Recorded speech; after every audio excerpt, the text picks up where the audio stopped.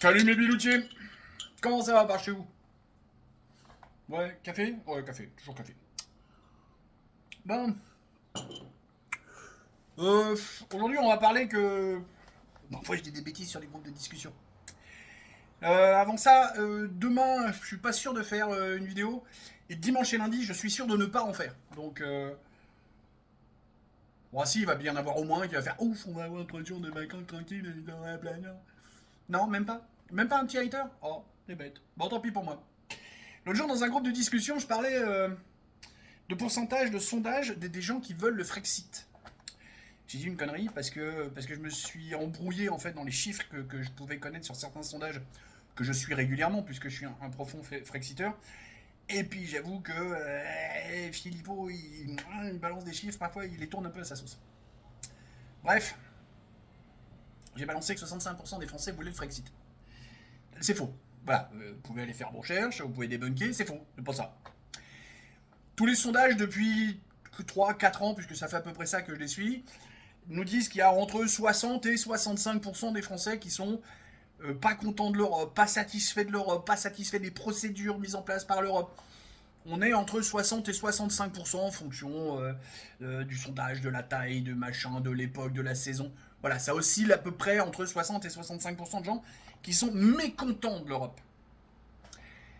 Mais par contre, on passe péniblement le cap des 30-35% de Frexiteurs. C'est-à-dire que les gens ne sont pas contents du truc, mais ils veulent pas tous le quitter.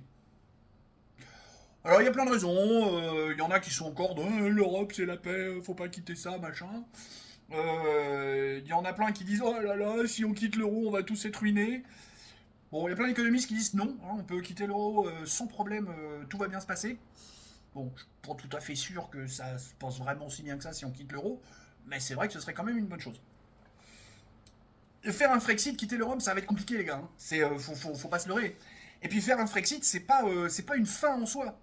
C'est pas ah regardez, on a fait le Frexit, c'est bon, tout va bien. Non, non. Regarde Grande-Bretagne, Brexit. Ils ont fait un Brexit. Alors c'est pas la catastrophe que tous les abrutis veulent nous vendre, hein, les mondialistes, européistes et compagnie. Mais c'est pas génial, génial pour autant. Par contre, ils ne peuvent s'en prendre qu'à eux-mêmes. Parce que maintenant qu'ils ont fait le Brexit, chaque décision qu'ils prennent, ils la prennent pour eux, sans demander à personne d'autre. Ils n'ont plus à recevoir de l'extérieur des obligations, des décisions, des grandes orientations de, je sais plus quoi, là, les GOP, ces grandes orientations du Parlement européen, ou je sais plus quoi.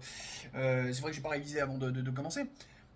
Je veux dire, en Grande-Bretagne, ils sont maîtres du commerce extérieur, ils sont maîtres de leurs frontières, ils sont maîtres de tout un tas de choses. Bon, en même temps, pour pas mal de trucs, ça n'a pas changé, puisqu'ils avaient déjà pris l'Europe à la carte.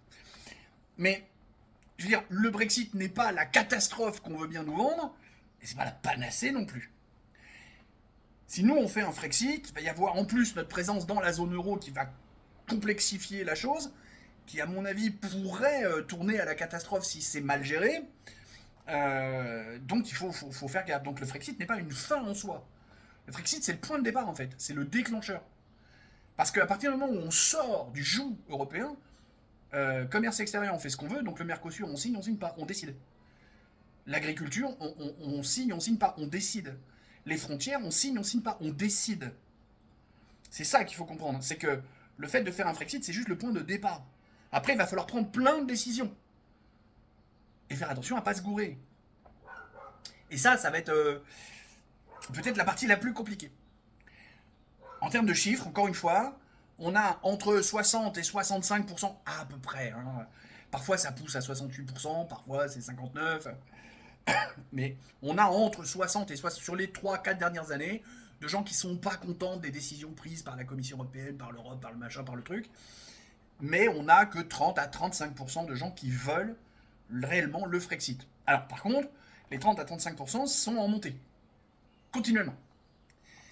Et c'est pour ça que c'est malheureux que des gens comme Asselineau ou comme Philippot, qui sont les deux seuls réels Frexiteurs, hein, parce que alors le RN et Reconquête, on n'en parle pas. Hein, alors eux, le Frexit, ils veulent pas. Non, non, non, non, on va changer le truc de l'intérieur.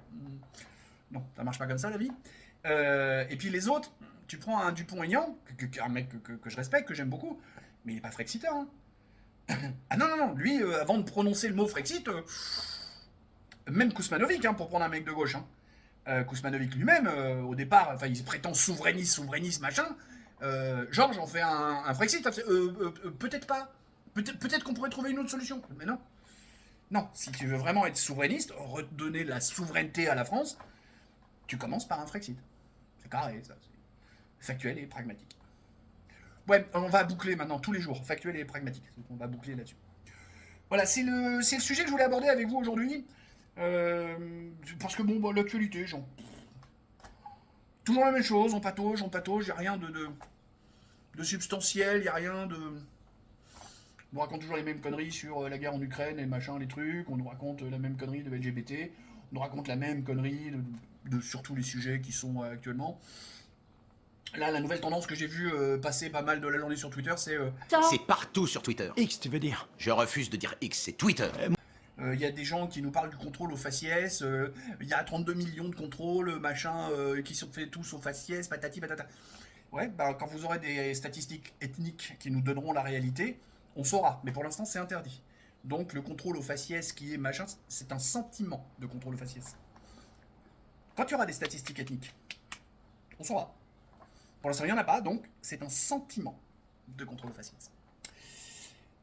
Et malheureusement, nous n'avons pour l'instant qu'un malheureux petit sentiment de Frexit avec deux bonhommes qui n'arrivent pas à s'entendre pour des putains de querelles d'ego de part et d'autre. Hein.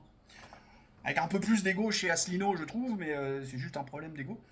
De part et d'autre, qu'ils n'arrivent pas à s'entendre et qu'à tous les deux, ils font à peine 1%.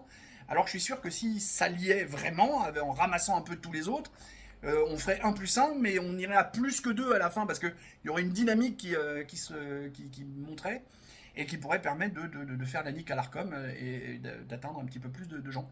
Parce qu'il y a aussi plein de gens qui ne savent pas qui est Philippot, et plein de gens qui ne savent pas qui est Asselineau, et qu'est-ce qu'ils veulent. Voilà, c'est les bonnes paroles du week-end, donc encore une fois, samedi, pas sûr que je vous en fasse une, mais dimanche et lundi, sûr que je vous en ferai pas, j'aurai pas le temps. Je fête mon anniversaire avec un petit peu de retard. Voilà, pestacle, tout ça, des trucs marrants. Peut-être que je vous raconterai ça mardi. Sur ces bonnes paroles, bisous, poutou, tchuss.